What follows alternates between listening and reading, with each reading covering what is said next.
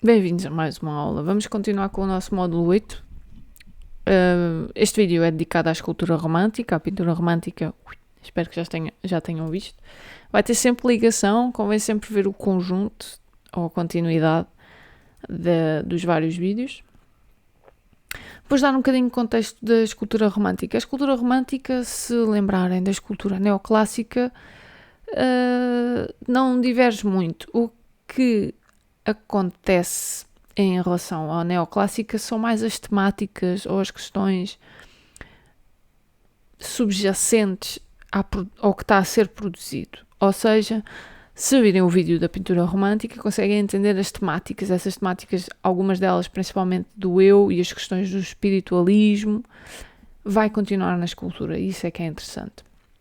A escultura é um processo mais lento, é um processo mais moroso. Esculpir, por exemplo, uma obra com 2 metros, por exemplo, não leva ao mesmo tempo do que pintar uma tela como temos no vídeo da pintura romântica e, portanto, manteve-se um bocadinho ligado ao academismo. É uma escultura que ainda não se soltou, ela só se vai soltar mais à frente nos nossos módulos, aí ela vai completamente expandir, não é? Este vai se tornar um campo expandido e não somente este tipo de academismo que nós temos até então, desde do módulo 1 até aqui temos uma escultura sempre muito semelhante, modificam-se na forma que se representam, são mais ligados à realidade, ou são mais delineação simples, como temos no módulo 3, mas de resto ela mantém-se bastante. Temos agora aqui, na escultura romântica, questões do emocional, do espiritual,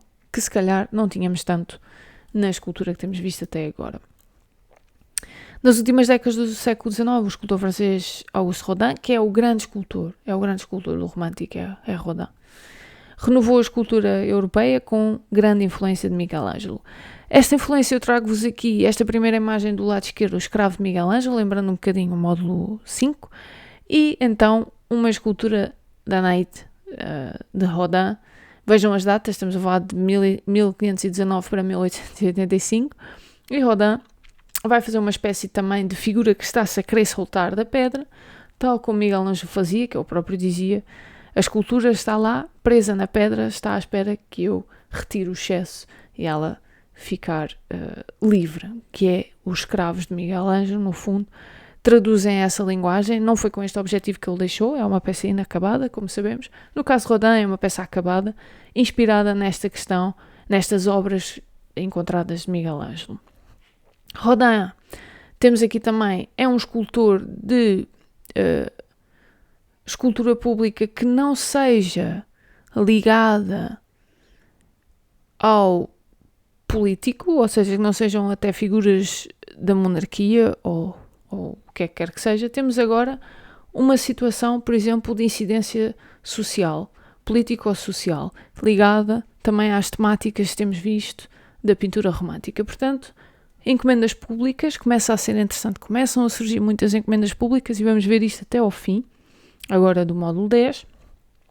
E nesta imagem, nesta escultura que eu vos trago de exemplo, é uma história dos 6 notáveis de Calais. Calais temos ainda hoje aquelas questões de imigração e travessia, não é?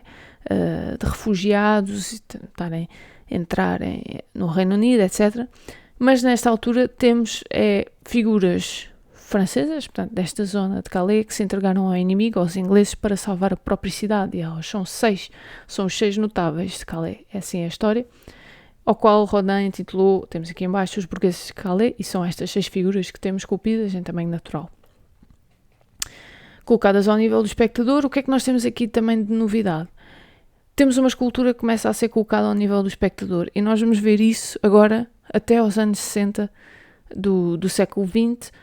Depois disso, primeiro o vosso programa não continua, praticamente, e depois, porque ela não saiu muito disto.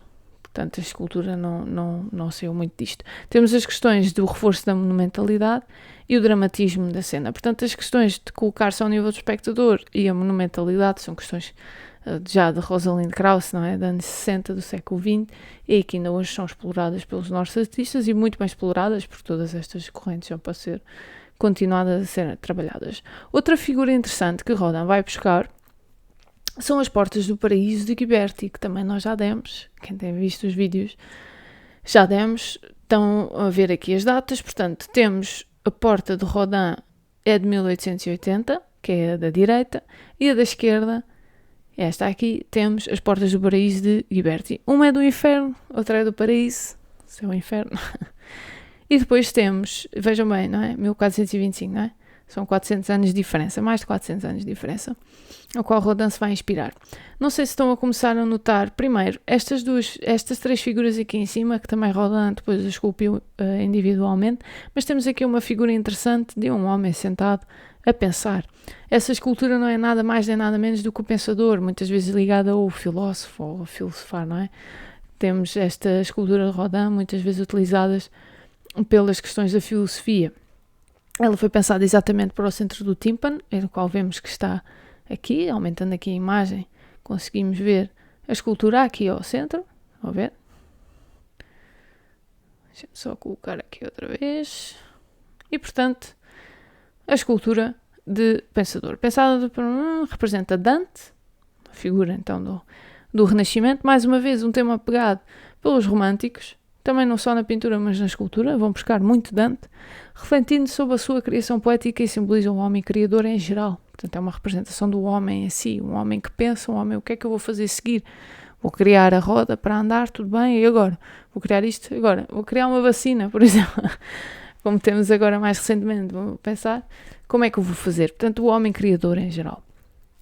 Outra figura interessante que também temos é o beijo, que também foi inicialmente concebida para a Porta do Inferno e depois foi concretizada em mármore. E é uma das esculturas, digamos, mais famosas de Rodin. Eu acho que ainda é mais famosa, mais conhecida do que o Pensador, do que a que vimos antes.